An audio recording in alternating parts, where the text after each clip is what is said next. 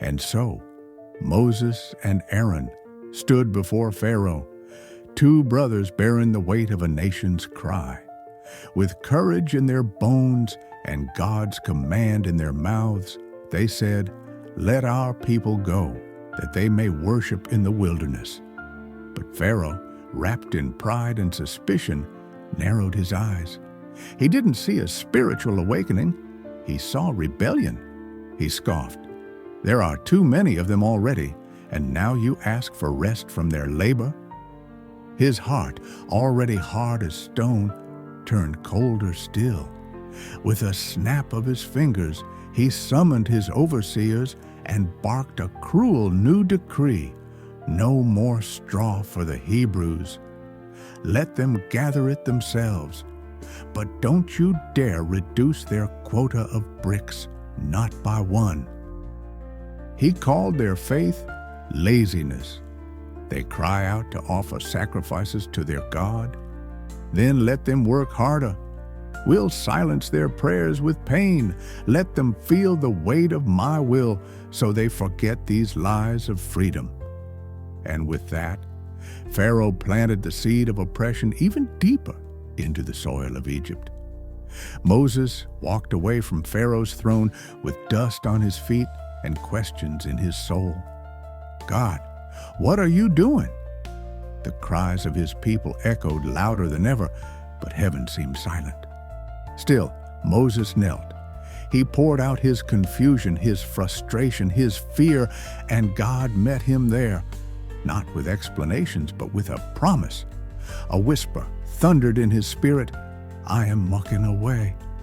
Then came the divine command again, firm and fire-bright, "Go, tell Pharaoh, king of Egypt, to let my people go." And so Moses and Aaron returned to the lion's den, speaking freedom in the face of tyranny. But Pharaoh's heart, clenched tight like a fist, refused to open. And that's when the heavens cracked. The trials of Egypt began not as random acts of destruction, but as a cosmic showdown, Yahweh versus the empire. With every plague, God unraveled the very fabric of Pharaoh's false world. The Nile bled, the earth shook, the cattle collapsed, bodies broke out in boils, and the sun itself dimmed into darkness, each blow a strike against Egypt's gods, until finally the pride of Pharaoh's house was pierced, the firstborn silenced. This wasn't just judgment. This was God dismantling a kingdom to build his own. The first blow struck the river that gave Egypt life, the Nile. Once a symbol of power and provision, now it flowed thick and crimson blood in the water. Still, Pharaoh's grip didn't loosen. Then came the frogs, creeping, leaping, invading every crevice of palace and peasant alike. And if that wasn't enough, the dust beneath their feet twisted into gnats, swarming reminders that even the ground they walked on answered to Yahweh. Yet Pharaoh, hardened like sun-baked clay, refused to bend. So the plagues kept coming. Flies blackened the skies. The livestock, once sacred and strong, fell lifeless in the fields. Boils erupted on flesh, turning bodies into battlegrounds. But Pharaoh, the so-called son of the gods, remained unmoved, unbowed, as if his throne was eternal. Then heaven itself hurled hail like fists from above, shredding crops, smashing trees, cracking pride. And just when Egypt thought the worst had passed, the locusts arrived, a living cloud that swallowed the sun and silenced the land, a famine of light, a judgment in motion. Still, Pharaoh sat unmoved. To yield, to surrender, would be to admit he was not divine. And that kind of humility was too great a plague for the heart of a king who believed himself a god. The final plague wasn't just wrath, it was reckoning. It mirrored every scream Pharaoh ignored, every baby boy the Nile had swallowed under his command. And now, the justice of heaven was coming full circle. God summoned Moses, his voice like thunder wrapped in sorrow. "One more plague," he said, "and then he will let you go."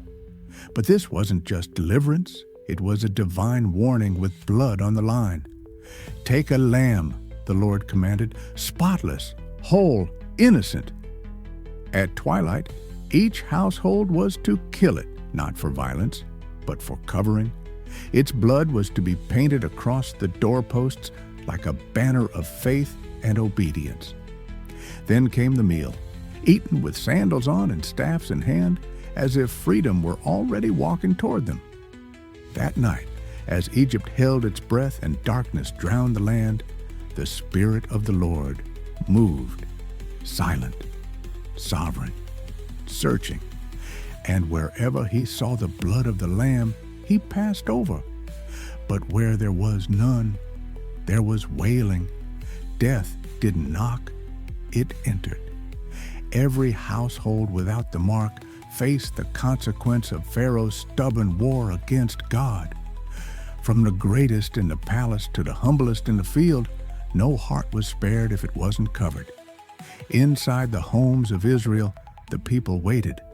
Bread is still warm. Cloaks were still fastened. Hope trembling in the silence. Because that night wasn't just the beginning of freedom. It was the beginning of something far greater. The picture of a sacrifice that would echo through eternity. Pharaoh shot up in the dead of night.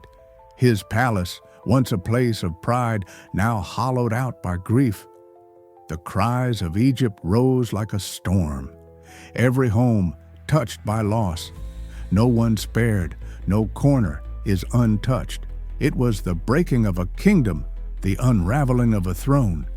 And in that darkness, Pharaoh's defiance finally shattered.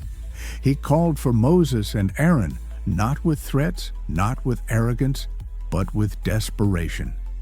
"Go," he said, "leave, you and your people, serve your God just as you asked." And in that moment, Egypt's chains broke open.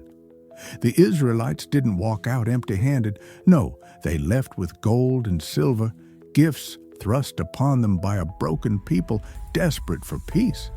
It wasn't theft. It was justice. Back wages for 400 years of unpaid labor. But here's what the history scrolls don't always highlight. They weren't alone.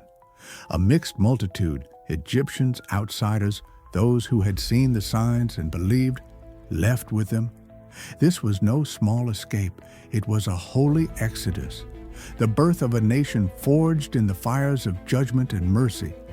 That night became more than a memory. It became a monument, a feast, a rhythm of remembrance, Passover, a holy echo passed down through generations.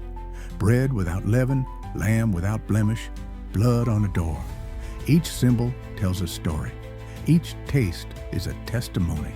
Our God delivers. And so the people walked out of bondage and into identity. Not just survivors, not just wanderers, but chosen, called, carried by the mighty hand of God into destiny.